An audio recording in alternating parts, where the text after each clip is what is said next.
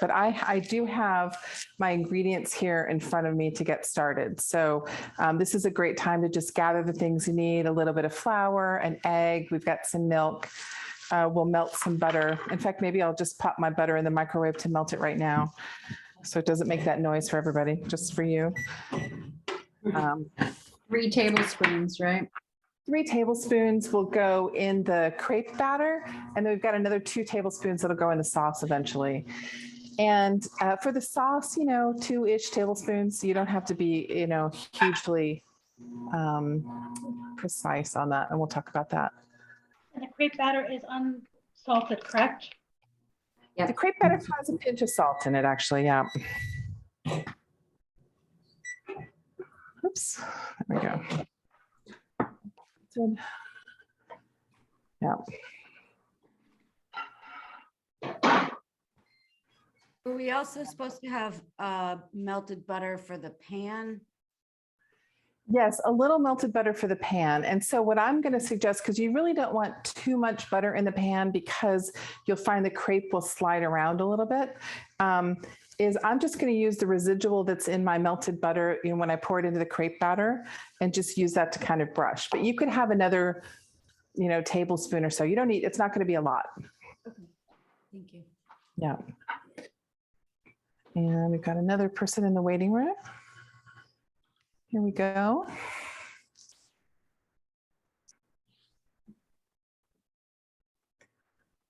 Welcome, everybody. If you've just come in, we haven't actually started yet. We're just sort of getting organized, doing our mise en place.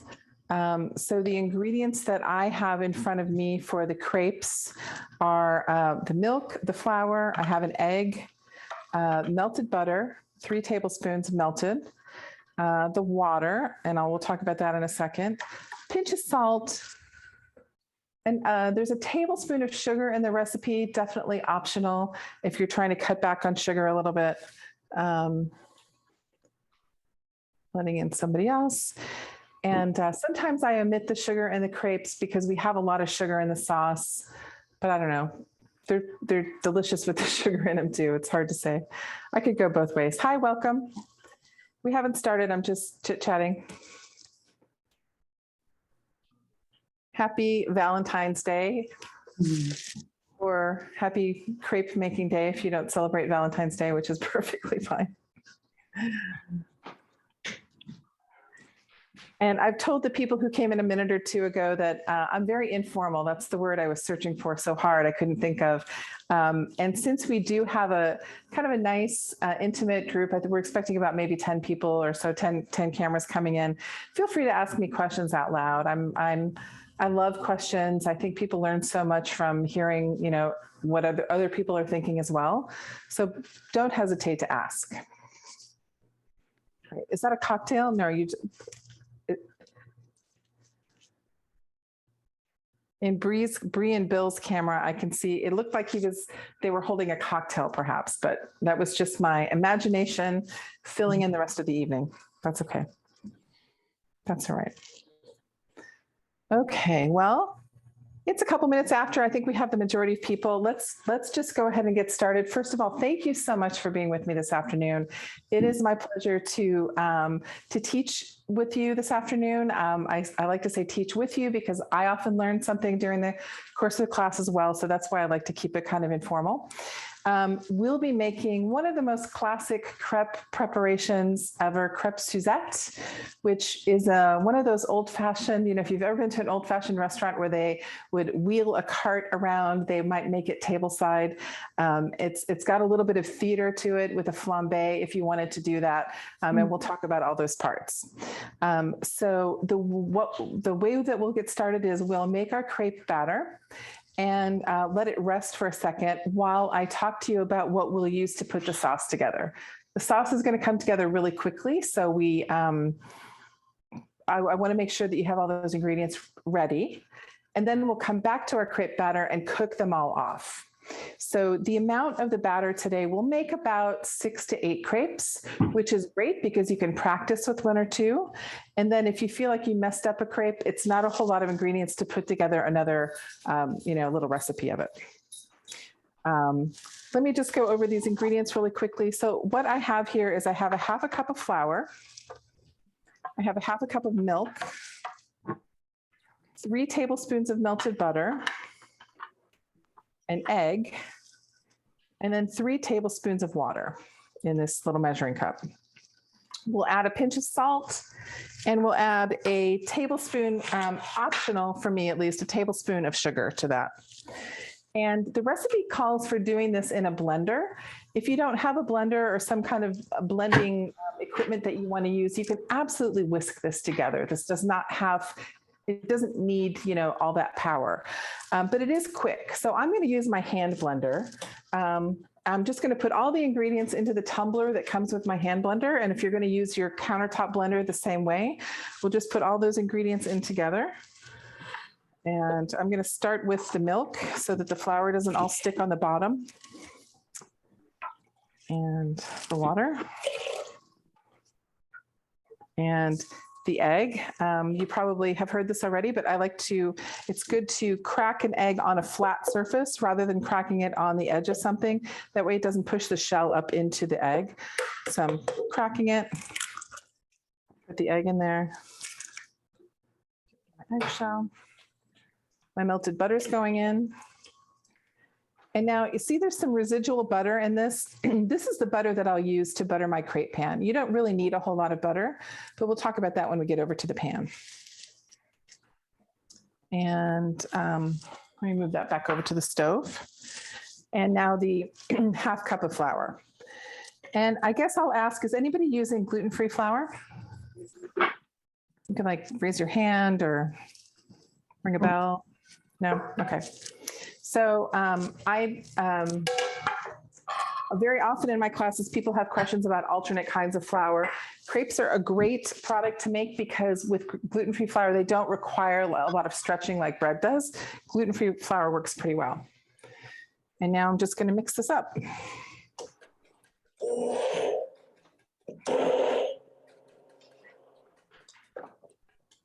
So I want to try to avoid any clumping of the flour. Did you put some cognac in that? Oh, I didn't yet. Yeah, great question. We'll put a little cognac, a little sugar and salt. I haven't added those things yet. And I apologize. I'm just going to reach for my little baby spatula. The little guy's got some orange on this one. So a little bit of the flour clumped onto the onto my mixer. So I'm just going to scrape it off so that I make sure I don't have any clumps in the batter.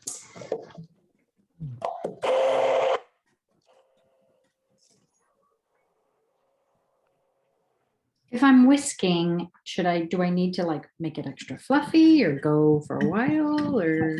Actually, no, all we need to do is have it combined. In fact, you don't really want to whip a lot of air into a crepe batter. We want it to, when we pour it out into the pan, we want it to be flat. We don't want a lot of bumps in it. It's very traditional to make it in a blender, but I'm not really sure why. I don't think it takes that much whisking to put it together. So now I'm going to grab my salt. So it's a pinch of salt. I probably, if you're a measuring type, I go for about a 1/4 teaspoon or so of salt. Calls for a tablespoon of sugar. So let's just go ahead and do that. Keep ourselves honest here today. But as I mentioned, I'm not sure if everybody was in, you can omit that sugar if that just feels like a lot of sugar in this dessert for you. And now I'm just going to make sure that I've stirred that in. And now a little bit of cognac. And if you are not imbibing, you could also just use vanilla extract, vanilla paste, something like that. It just adds a little bit of depth of flavor to this. I do have got a little bottle of cognac. You think about almond extract or amaretto? That would be delicious, I think. Yeah. And I would say if you're using the amaretto, you could probably skip the sugar as well, because the amaretto has, sugar in it as well. I'm late for that. Okay, that's fine. How much are we putting into that? About a tablespoon. Let me just check that measurement. It says 2 teaspoons. That's about a tablespoon, right? 3 teaspoons is a tablespoon. So, and you saw I measured it very exactly. I just did a little free pour on that because This is not really a baking recipe, so the additional cognac that we add is just going to add more flavor. Okay, so now I have a very smooth and let me show you the consistency of that. It's like heavy cream. Move my spatula out of the way. Really velvety. Batter. So we want to let this batter rest for just a couple minutes. And there's two reasons that we want to do that. One, we want the air bubbles to come out. So we, by putting it in the blender, we added a little bit of air. We want that to settle out. We want the flour to fully hydrate. So even though this looks like a completely wet mixture, all the flour hasn't exactly gotten hydrated. So crepes will turn out better. And also we want the gluten to relax again, because we don't want, crepes should be tender like a cake and not stretchy like a bread, right? So we're just going to set this aside for a second while I talk about the rest of what we're going to do. And I want to make sure everybody's caught up. I want to make sure you feel like you've got your batter under control. Not a very complicated batter to make, right? Pancakes seem harder than this.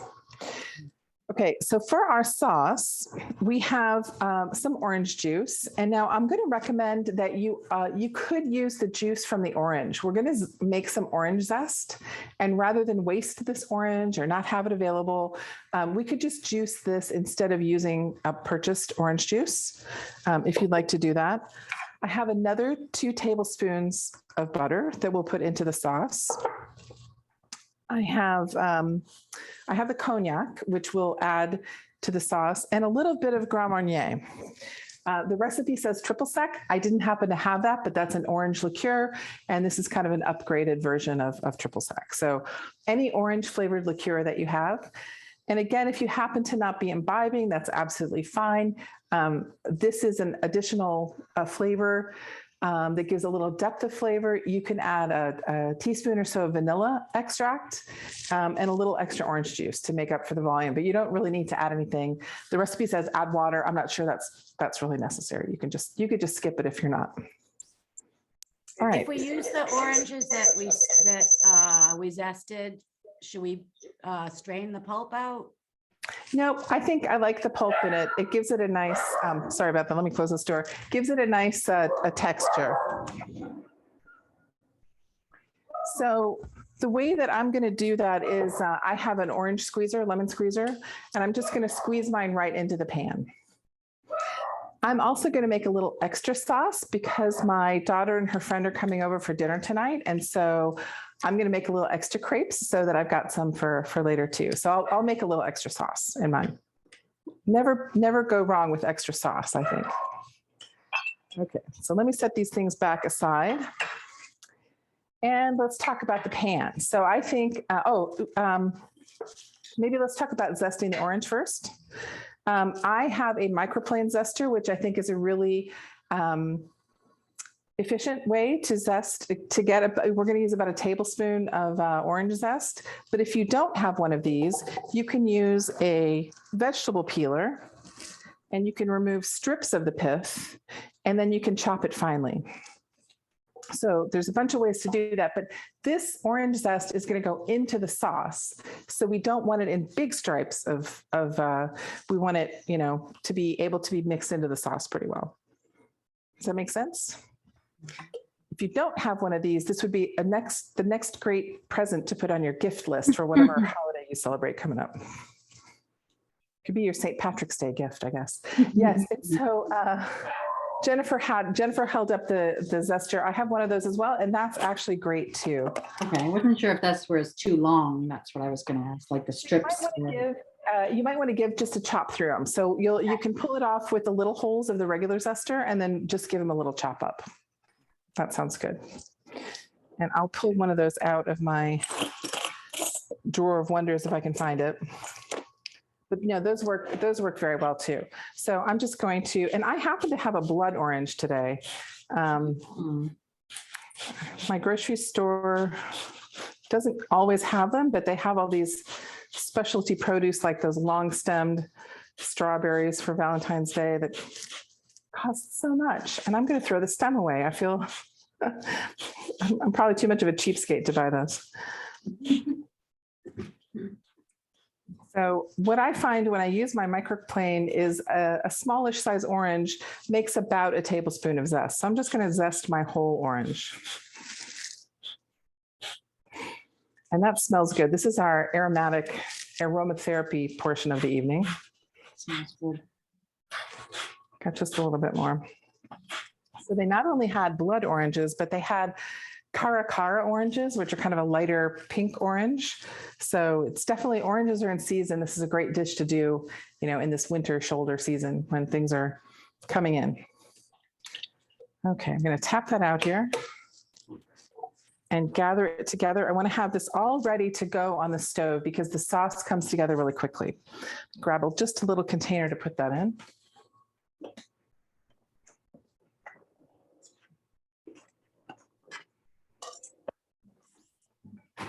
All right.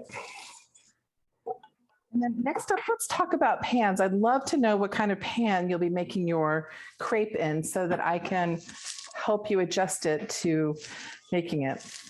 The one that I have is a carbon steel crepe pan from France.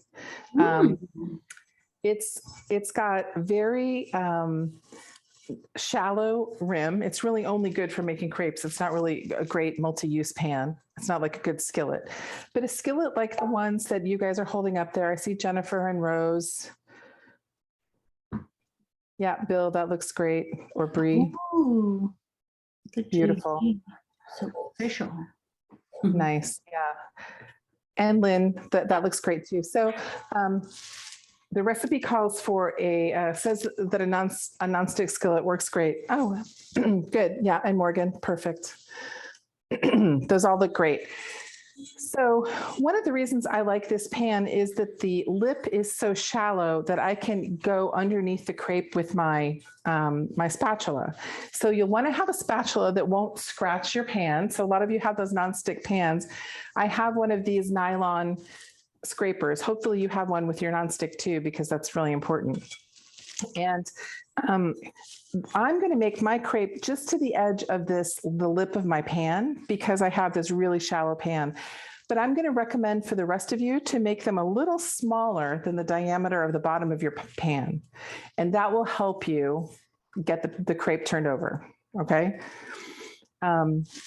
And then I think the last thing you need to know before we actually start making those crepes is we don't need to put any kind of layer in between the crepes. We're going to stack them all on top of each other, and they're going to come off of each other just fine.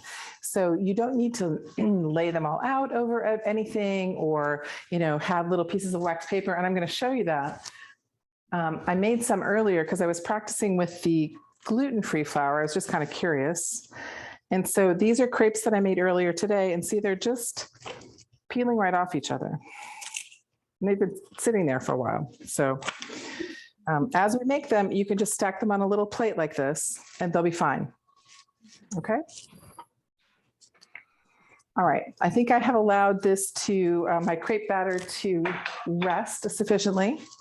I also have a ladle here that I know it, I measured it actually. So it holds about 2 tablespoons of batter. And that's a great amount of batter for a crepe, because they're not supposed to be thick like a pancake. They're very thin, right? So you can use your tablespoon measure to pour the batter into the pan as we make them. So what I do, we're going to put the pan on the heat. We want the pan to be warm. I use just a hair above the lowest setting on my stove. Okay, so let me put that back there and I will show you. I can tell you that 2 tablespoons is 1/8 of a cup, right? So I can use that instead. Yeah, that is actually true. So 4 tablespoons is a 1/4 cup. So if you have 1/8 of a cup measure, yeah, absolutely. So I have gas. I'm going to turn it on to very, very low flame. I'm going to let the pan heat up a little bit. And I have one of these silicone brushes that's kind of nice. I don't have to worry about burning my bristles on the pan. And I'll just give it a little butter to warm the pan up with. So after your first So crepes are a little bit like making pancakes. You know how you have to test the first one to make sure the pan is hot enough. So I'm going to leave my pan on the stove for a couple minutes just while we talk about this and I make sure everybody's ready because I want the pan to be fully warm. If the pan isn't warm enough, our crepe is going to not be browned. It's going to be kind of blonde and flabby. And we want a nice little browning on it. Now, traditionally, you don't have to cook the crepe on both sides. You can cook it on one side and allow it to become dry. And if you're going to make, so if you've ever been to like Paris, for example, where they have the big corner crepe stands, they'll make the crepe and leave it just cooking on the one side and they'll crack the egg right on top of it and they'll make all the stuff right and then fold it. So it should be thin enough that it doesn't have to be cooked on both sides. But today we'll just flip it to get a little browning on both sides. Okay? Has anybody made a crepe in their pan before? A couple yeses and a couple nos. All right. So it's a great exercise in patience. So just be patient with yourself. Okay. It's all going to be fine. So let me show you my first crepe over here. The first thing I'm going to do is just put a little drop and hear the sizzle. Sometimes Zoom takes those noises out, but I got a nice sizzle from that. So I'm going to take that off. That's how I just tested my pan. And I'm going to tip my pan as I put my batter in. So I'm going to go a little bit light. I'm going to put the batter in the middle and then just tip the pan around to roll the batter around my circle. And I'm going to leave it there. So what you'll see, I think my light might be too bright. I'm going to turn down the light. There's less contrast there. Can you almost see through it?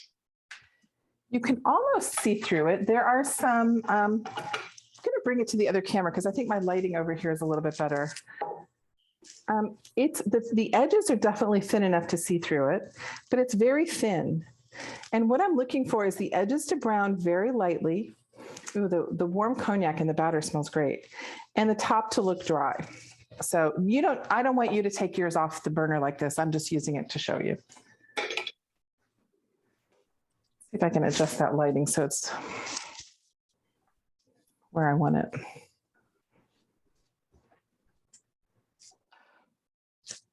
I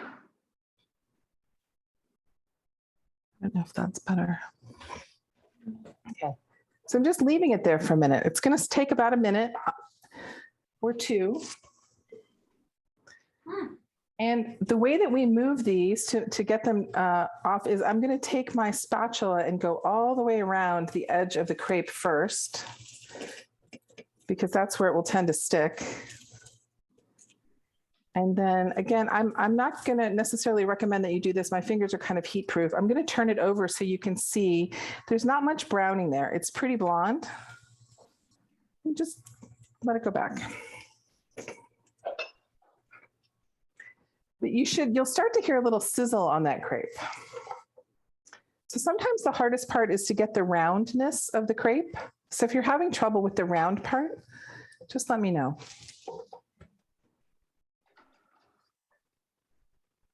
And I think actually, for me, it just wasn't enough mixture. Maybe my pan a little bit bigger. And just add more. yeah, you can add a little bit more, but it doesn't have to go all the way across your pan. So the larger the crepe is, the fewer crepes you'll get out of the whole thing. So let me show you this in my camera. This is a 10-inch nonstick pan. So the recipe said a 10-inch nonstick pan. And I'm just going to show you my crepe pan is smaller. It's an 8-inch pan. That's why I'm going from side to side, because it's also much deeper, right? My nonstick pan is pretty deep and my crepe pan is less deep. So I'm going to make my second crepe on the nonstick pan so I can show you. But if your crepe doesn't come out perfectly or it tears, that's okay. You can keep it. It'll still be delicious in the sauce.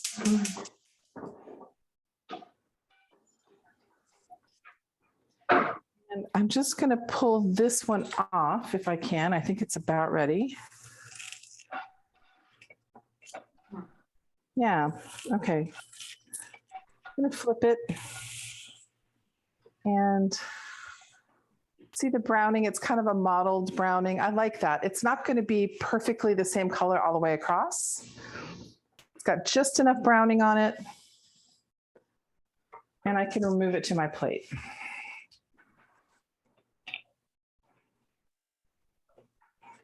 So we're going to repeat this for the whole. Peggy, ours just completely tore up when we tried to flip it.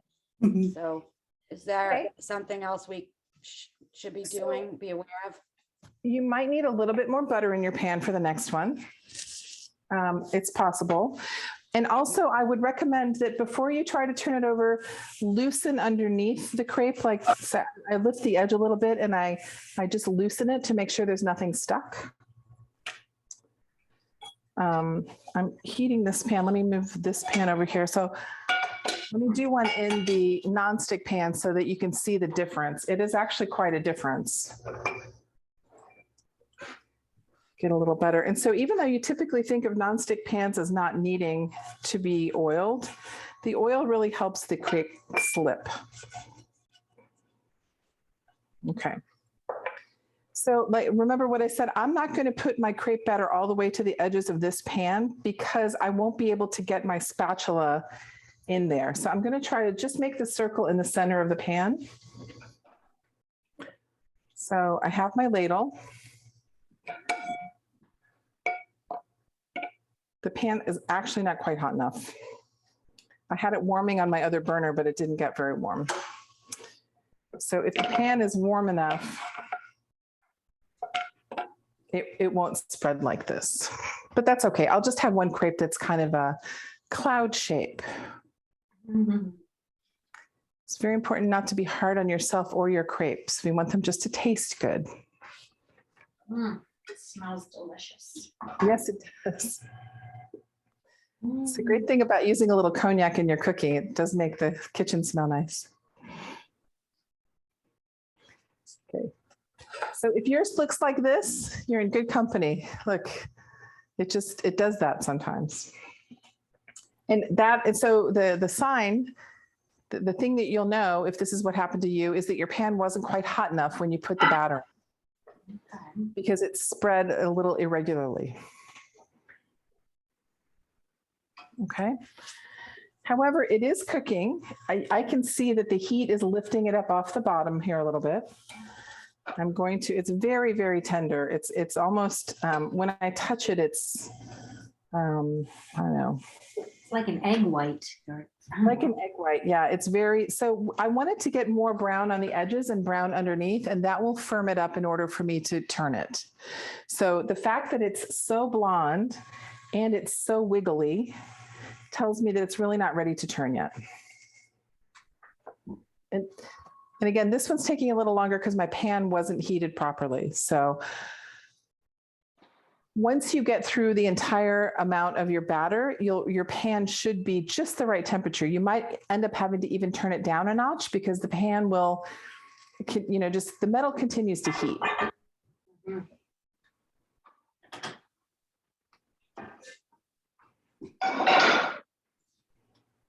Okay, so now when I touch it, it's not quite as, it's still feeling kind of floppy, but I'm starting to see some brown around the edges here. And that gives me the idea that it might be able to be turned. So, no, but when I turn it over, see how blonde it is? It's like super thin, right? Yeah, You can it's see super through thin. mine. That's what we want. We want super thin, but it just takes a couple minutes. Look at this. Can't like see through it. It's I don't know. beautiful. Is it? Maybe it needs a little bit more batter the next time. Okay. Definitely keep that one, because what we'll do when we make this orangey sugary sauce will be, it'll hydrate. It'll be good. It'll taste great. The other secret is when you make pancakes or crepes, you can eat the first one. We call that the chef's treat. So if it doesn't turn out exactly the way you like it, you eat it, you get rid of the evidence, and no one knows. And this one is too blonde, right? Yeah, and so the fact that it's kind of wrinkly on the plate like that tells me that the batter didn't cook quite enough. So you definitely want I'm going to bring this one over here. This is that first one that I made in my other pan. So it's thin, but you can see the brown spots, especially the edges, right? Which were the more thin piece. So this is kind of the modelly browning that you're looking for, but it's still really thin. It's not like a pancake. But if they're difficult to do very thin, you can make them a little thicker as you learn. That's fine.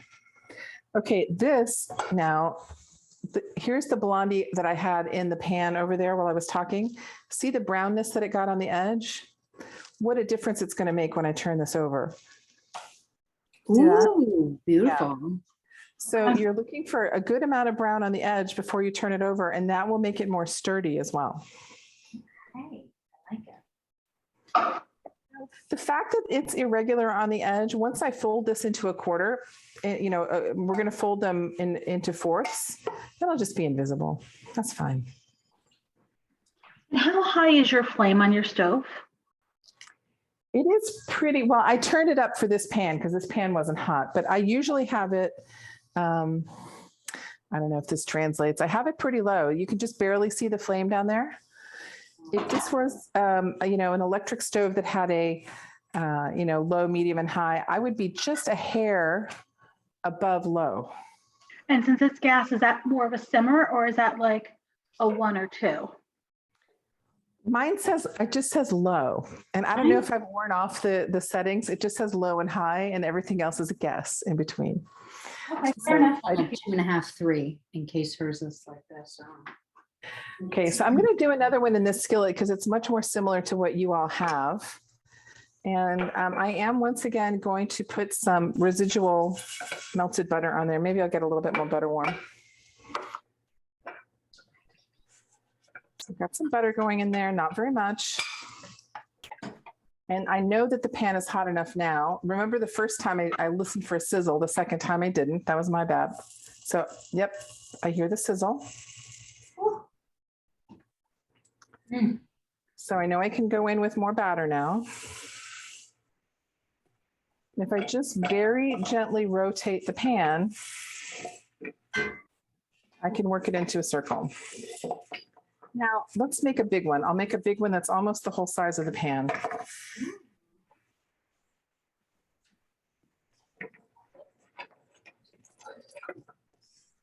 So I'm going to make sure the batter's even, I'm just going to tilt the skillet from side to side to wash the batter across the skillet. And I really like the way this one's looking.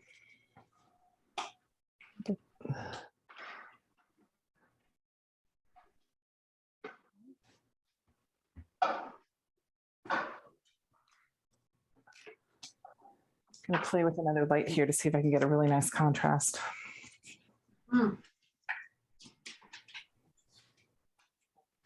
I did get brown this time, so I got a little excited. Yay, very good. So we're watching for the edges of this one to brown. So I've got a little brown here. You can't see in the shadow of the pan, it's still pretty blonde, but it's looking dry on the top. When I look at the texture of it, it's dry.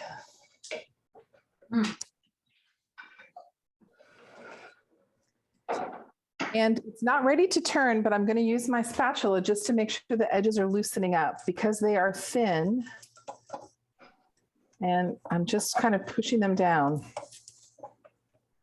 I don't want it to stick and or burn or scorch there. No, I left my other burner on. I forgot about it. I just felt my arm get hot. All right. But just a touch of patience. Does anybody else have one they want to show? A crepe? I did get it. Let's see. Beautiful. Oh my gosh, that looks great. And it can hold up and everything, so I'm excited. Nice. Those Second look great. one was better. Oh, beautiful. Bree Mm. or Bill, I'm not sure who's who. Sorry about that.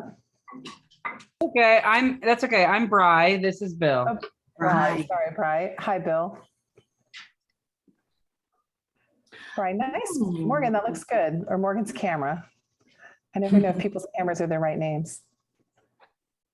Nice.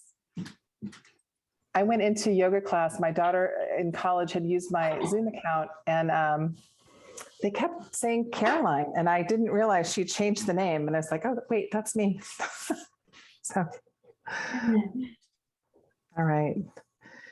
Beautiful. Okay, let me go back to this guy and we'll just keep talking. I'll just keep talking through my crepes in case that helps. I have kind of this habit of I like to pick them up like that and turn them over with my hand. Oh God, you're crazy. Yeah, I'm a little crazy. From many years of working in restaurants, I don't have a lot of sense of touch in my fingers from heat. But I also find if you just do it quickly, like if I just pick up the edge quickly, so what I'll do, the way that I can tolerate that is I'll hold up the edge with my spatula and let it cool just slightly before I lift it to flip it. All right, I'm gonna bring my collection. So this is going to be a nice big one. I think I'll just continue in this pan because they're coming out well. I've got a big air bubble under there. I don't love air bubbles in crepes, but I'm just going to let it settle down all by itself. I don't want to pop it because I don't want to rip a hole in it. Maybe that's why, like, sometimes I feel like they use this little, like, it looks like a squeegee tool, like a little dowel looking thing when you're at a place. Yes. So when you have typically you use those on the crepe makers that have no edge. So it's like a big hot plate with no edge, and they'll pour the batter right on, and then they can cover it to the edge. They're just trying to make a flat surface. But when you have a lip of a pan, it's a lot more tricky to do. So just by tilting the skillet, you can get the same effect. Gravity is going to help you.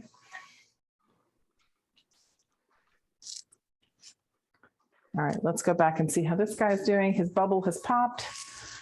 So I'm going to bring him out. And do a little bit more.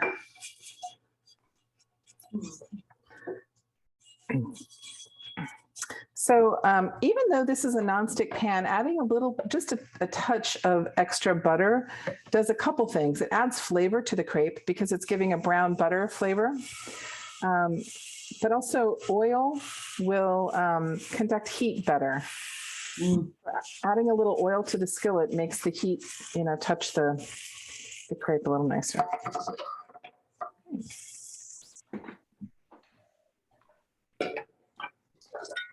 So if you find it's taking too long for each crepe to get crispy, or brown on the edges, you can turn up the heat a little bit. But you don't want the edges to be brown before the middle gets dry, if that makes sense, right? So you want the crepe should take a minute or two, but not go too fast. All right. I like the time that this one took. So I feel like my pan is finally getting to the right temperature. It's kind of equilibrating just right. They hold the heat, and then it's really perfect. Once we've made the sauce for our crepes, the next thing that we'll do is put them in the broiler just to get a little brown on them. And my broiler takes ages to heat up. So our recipe step says to turn the broiler on when we start to make the sauce. But if your broiler is like mine, it takes a while to heat. This might be a great time to go ahead and turn it on. All right.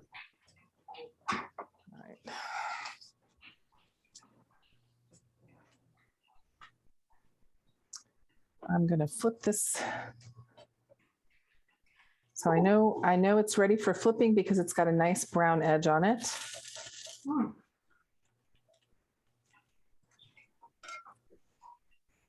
You were right. Finally, by my fourth one, I think it's hot enough.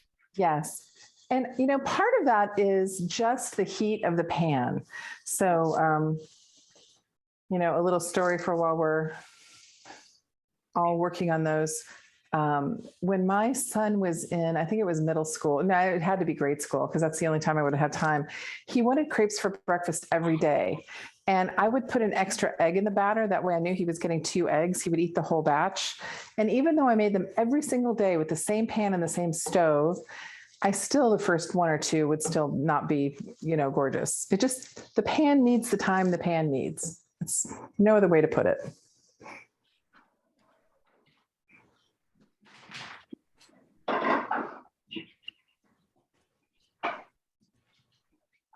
There we go. So that's doing pretty well back there.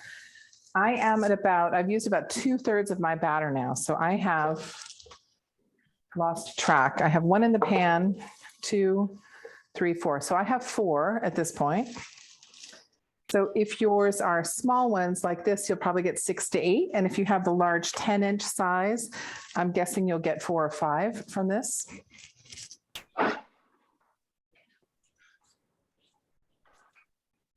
Let me know if that's not like matching up to what you're seeing.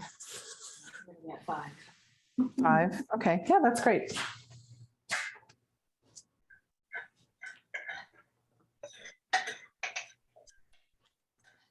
All right.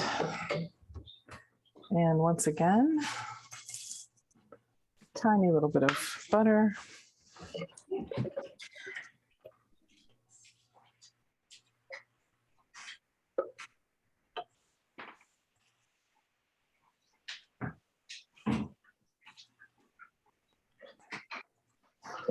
There we go. And we'll let those edges get good and warm. Have any of you taken any of the other Fēst classes? Yes. Yeah. Took pot stickers and Oh, yeah. pancakes. Oh my gosh, they were fantastic. And then I took the galette, Oh, yeah. Mhm. leek, And and skillet class. The tikka masala, pad thai. I did the Nice. 2 with you last week, which was the dan dan noodles and Yes. thai. Uh-huh. But I know that, I did the galette as well. Oh, and I did the carbonara Oh, yeah. Carbonara. Delicious. with the vegetable curry. Yeah. So Fēst has quite a great menu of classes that you can take. And a lot of them are, instead of the chef demoing like we're doing today in the workshop, and we do corporate demos like this, but it's just really a one-on-one Zoom with a chef. So you'll be cooking and then we'll be advising you, oh, I might, do this or that. I did a paella class yesterday and it was great fun. So it's a fun thing to do. Fun gift, I think. yeah. All right, I'm going to go just back over here one more time. I've got this one last crepe. See how I've got these nice brown edges. I'm going to pull them in so that I can eventually pick it up to turn it.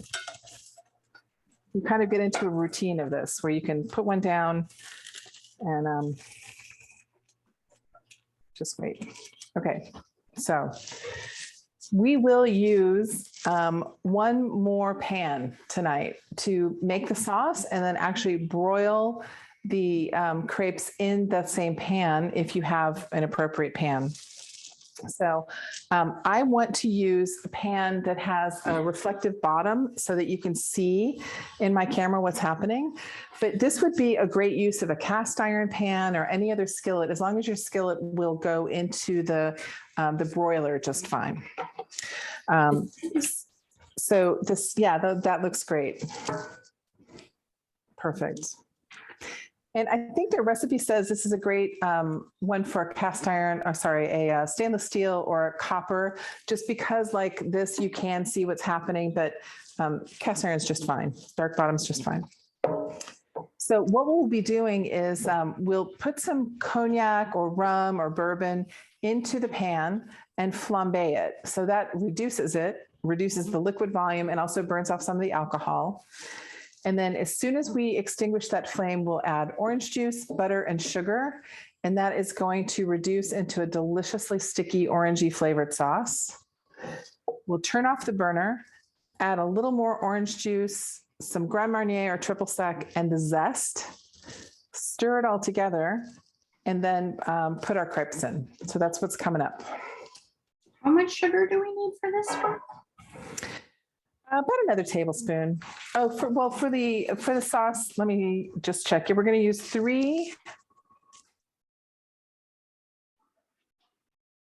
So they have it split out in 1 tablespoon and 1 teaspoon in the recipe instructions.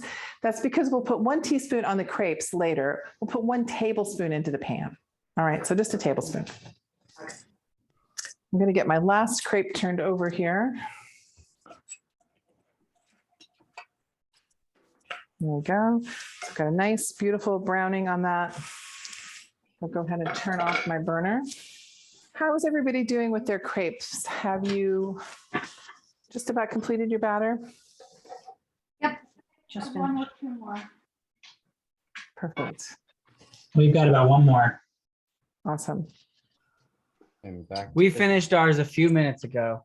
Back to Great. And haven't eaten any since then, I bet. I'm sure. Oh, it's been hard. Exactly. I always hope for that first one to break so that I get a chef snack. I'm going to cut my little poor naked zested orange in half so that I can put it in my pan. So I've got all these things ready, and look how beautiful that is. The blood orange is just this gorgeous kind of a strawberry color. Mhm. So nice. Is anybody nervous about flambeing? Yeah, a little bit nervous. I catch my So- face on fire. I have a gas stove. So the flame in my gas stove is going to ignite it by itself. I'm not going to need to add a match. But what I recommend is if you have one of those longer lighting gas matches or a longer stemmed, that like Rose is holding up, that's great. I just want you to be able to feel like your hand is safely away from the flame.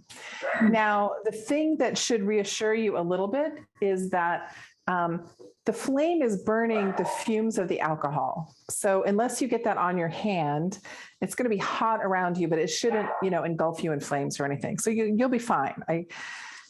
From afar, I can tell you, you'll be fine. I haven't lost anybody yet. What do you think about using the amaretto again? Will that So work? the amaretto may not have enough alcohol to flame. Okay. So what's actually catching on fire isn't the alcohol itself, but the fumes that are coming up off the alcohol. So that's actually, they tell me that's how a car works too in gasoline. It's not the gasoline, it's the fume of the gasoline. Anyway, I don't know. So that's what we'll be doing. So I will, I'll start with a tablespoon. And like I told you, I'll probably use 2 tablespoons because I want to make a little extra sauce because I have all these extra crepes that that's why I'm using a little bigger pan as well. And I've no got some- butter in there, just the alcohol. Not yet. So the first thing that we'll do is burn the cognac off just a little bit. So it's much harder. Oh, it smells really nice. It's much harder for the fumes to come up if you've got other water or butter fats in the pan. They'll cover it up. So I'm just going to take this to the stove. Let me remove my last crepe, and we'll come back to that same burner.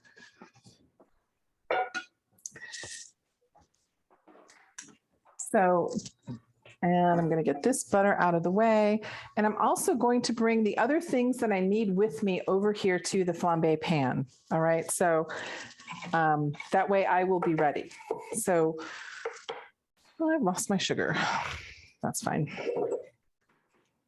So what I have is the sugar, the butter, putting them over here just to be ready. I've got my oranges and my squeezer. Let's bring the crepes out of the way.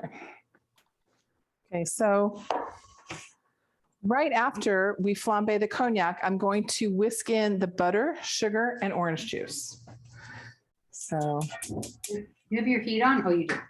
I just turned the heat on, and it's going to take a minute. It won't flambe right away because it needs, like I said, it needs the heat, but it is starting. Mhm. And that's a good amount of cognac to flambe. Mm. There we go. So I just tipped the pan so it caught the flame a little bit. Oh, Yeah, and it's going. If you can see it. So it's bubbling. And I have a lot of surface area of the pan there, so it didn't take very long. And now the butter's going in. So remember, this is why I said we're going to work fast once this starts to happen. So we've got butter, a tablespoon of sugar, and then I'm going to squeeze my oranges into here. So I've got the butter stuck in the whisk, so I'm just going to let it rest there for a moment while I squeeze my fresh orange juice in there. And man, that's squeezed everywhere but the pan. Got it all So over we're the putting in stove. the salt and sugar too, or no? So I've got the sugar, the butter, and the orange juice inside. So it's 2 tablespoons of butter, about a tablespoon of sugar.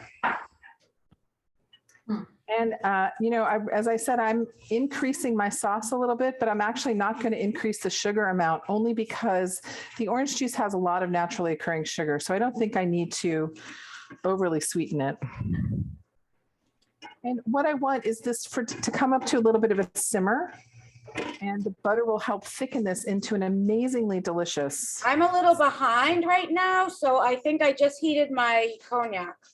Okay. Am I supposed to flambe it yet? Yes, go ahead and flambe it.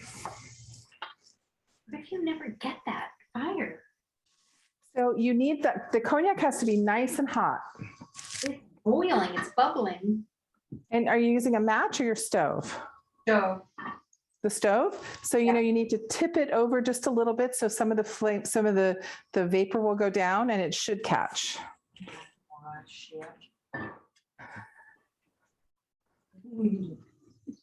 I'm watching just to see if anybody.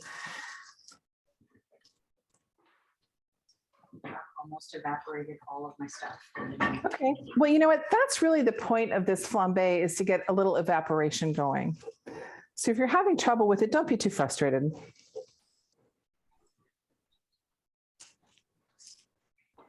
But so what's happening back here in my pan, I turned it way down just so that you all could catch up with what I've got. I have a nice, bubbly, beautiful sauce that's created in the pan there. And actually, I didn't even get all my butter whisked in yet because I slowed down. So Is it reducing at all? Because mine seems very loose, like a sauce. it's very what? It's very loose, like a sauce.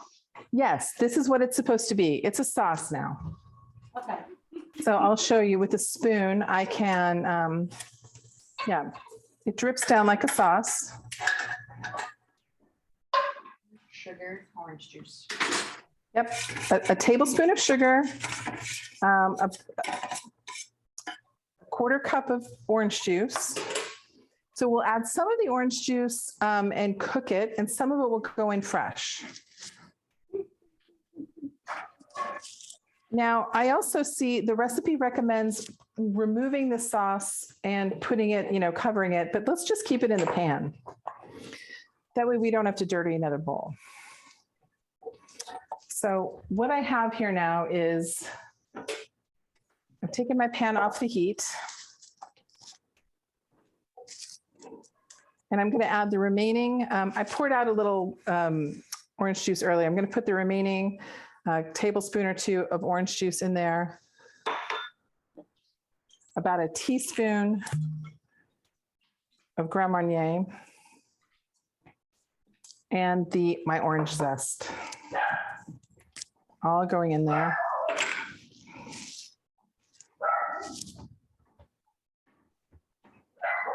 And I'm just going to whisk that in. It's a great time to taste. So grab a little spoon and see how you like the flavor of your sauce.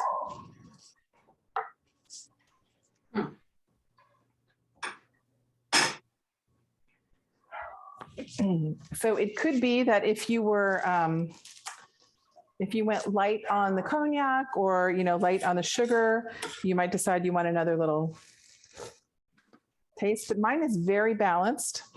I like mine. How is it tasting? Not there yet. Not there yet. Okay. My sauce is very blonde. Your sauce is very blonde. Yeah, is that yours looked pretty brown, huh? Mine looks brown. I think that my orange juice got a little brown in the pan, but also remember I have those blood oranges that were a little bit red to begin with. Yep. So if you're using commercial orange juice, it might just be a little more blonde, which is fine. Nice. I fresh squeezed my orange juice, but it was just a regular. Delicious. I love oranges, fresh squeezed. Mhm. Okay, so I have a little decoration tip. So I have another orange. I happen to have another orange here. I'm going to make a few slices of orange to put in the pan with my crepes, just because it's so pretty. So I have, three. I just had a half an orange. So if I had a whole orange, I'd use the whole orange. Somebody came by and ate one of my oranges, if you can believe that. So rude. So rude. You'd think it was a kitchen here or something. I don't know. All right. And now we have the only thing we have remaining from our ingredients that we haven't used yet is a teaspoon of sugar. So what we are meant to do is take our crepes, sprinkle a little sugar over them, fold them into quarters. Actually, I like the other side better. So every crepe always has a more beautiful side. So I like to use the pretty side on the outside, and we'll lay them down into our pan. So I'm just going to move that orange out of the way. So I'm laying this down. Now, if you have a round pan, you can put the four corners in the center, and I'll show you what I mean by that. So I'm going to sprinkle a little sugar on that one. Hold it in fours. So if your pan is round, you might want to lay your crepes like this so that they make a full circle eventually. I'm going to try to fill the whole pan with them. Let's see. Oh, I've only made 5, so maybe I won't do that. So I'm just laying them down across the pan like this. And I hid my orange. I'm going to pull it back out here so that when I broil it, I'll have some little bruleed oranges in the pan too. It just looks very pretty.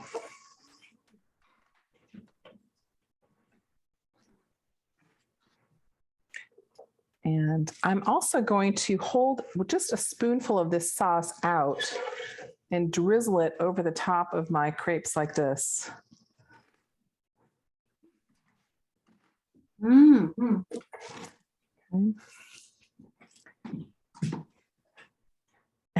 You know what I've done? So this is a classic plating error. I've taken my very first crepe that I made, the one that's the blondest and the least attractive, and saved it for the end.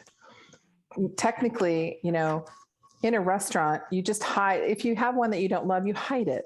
So I'm going to put that one back that way and this one that way. And that way they all are presenting their most beautiful beauty shot, right? Excuse me, Peggy, is this thick enough? Can you see it? I don't know if you can see It's it. just below the level of the camera. Nope. It's just below the level of the camera still. I don't know if she's answering. Can you hear me? It was just I below couldn't. the level of the camera. It was just cut off. There we go. Yeah, so it doesn't need to be very thick. Ah, yeah, that's beautiful. That's exactly what you want. Those large bubbles on the top, that tells you you're perfect. I'm going to rinse my sticky sugar fingers. If you all weren't watching me, I might have licked them. So they're here to keep me honest. And now I'm just going to pop this under the broiler for a few minutes. So that is mine. Going over to the oven. And we can just kind of clean up for a second.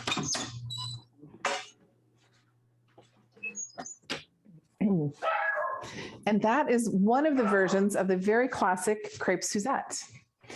So the Suzette means an orange butter sauce, which is what we made in the pan.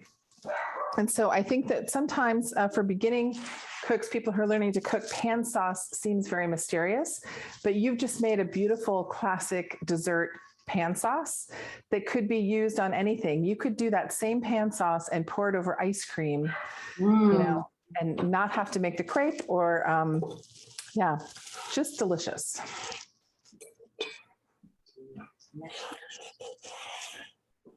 Do you have any questions